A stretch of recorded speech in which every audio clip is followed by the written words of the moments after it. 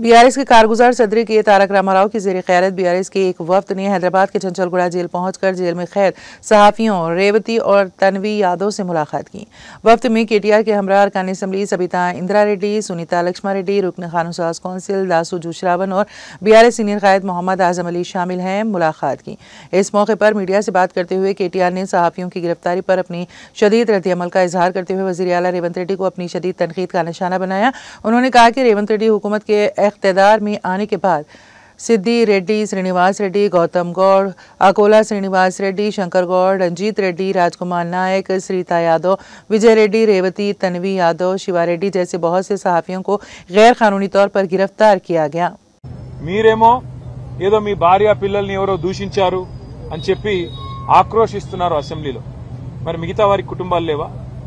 వేరే నాయకులకు గాని మీరు దూషించినప్పుడు, మీరు అడ్డగోలుగా మాట్లాడినప్పుడు, మీరు మా పిల్లలతో సహా మైనర్ పిల్లలతో సహా అందరి మీద నీచాతి నీచంగా మాట్లాడినప్పుడు, అసభ్యంగా అక్రమ సంబంధాలు అంటగట్టినప్పుడు, నికృష్టంగా మాట్లాడినప్పుడు ఆ రోజు మాకు కుటుంబాలుంటాయనే సోయి లేదా?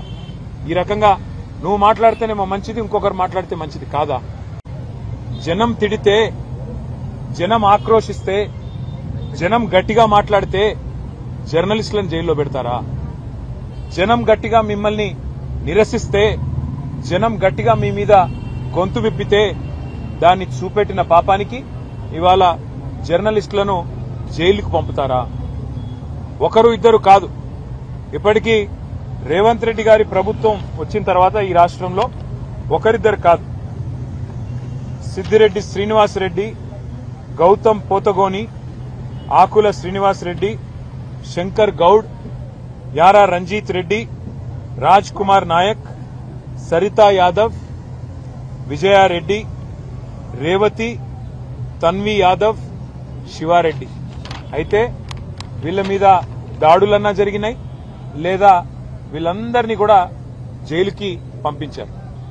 అంటే ఇంత నికృష్టంగా కేవలం ప్రభుత్వం మీద ఉన్న అసహనం ఏదైతే ప్రజల్లో ఉందో, ప్రభుత్వం మీద ఉన్న అభిప్రాయం ఏదైతే ప్రజల్లో ఉందో దాన్ని అక్కడ మెయిన్ స్ట్రీమ్ మీడియా పట్టించుకోవట్లేదు కాబట్టి, ప్రధాన మీడియాని రేవంత్ రెడ్డి గారు మేనేజ్ చేస్తున్నారు కాబట్టి, వాళ్ళు చూపెడతలేరు కాబట్టి ప్రజలు ప్రత్యామ్నాయ మీడియా అయిన డిజిటల్ మీడియాలో తమ ఆక్రోశాన్ని వెలగక్కితే, రేవంత్ రెడ్డి భాషలోనే రేవంత్ రెడ్డికి ఆయన స్థానాన్ని గుర్తు చేస్తే ఇవాళ ఈ రకంగా మాట్లాడడం అనేది, ఈ రకంగా జర్నలిస్టులను జైల్లో పెట్టడం అనేది ఎంతవరకు మంచిదో ఆయన కూడా ఆలోచించుకోవాలి। ఎందుకంటే